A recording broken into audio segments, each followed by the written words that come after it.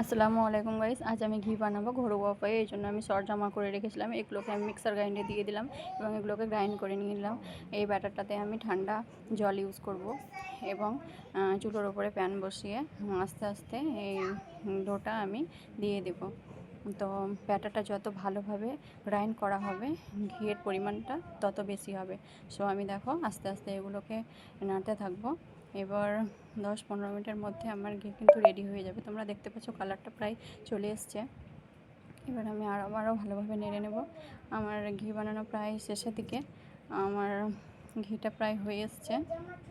তো আমার ঘি বানানো শেষ। এবার আমি এটাকে ছাঁকনি দিয়ে একটা পাত্রে ছেঁকে নেব এবং ঠান্ডা করে এটাকে স্টোর করে দেব। তো এটা তোমরা যেমন খুশি তেমনভাবে ইউজ করতে পারো। তো আমার ভিডিও কেমন লাগলো কমেন্ট করতে ভুলবে না গাইস। Thank you.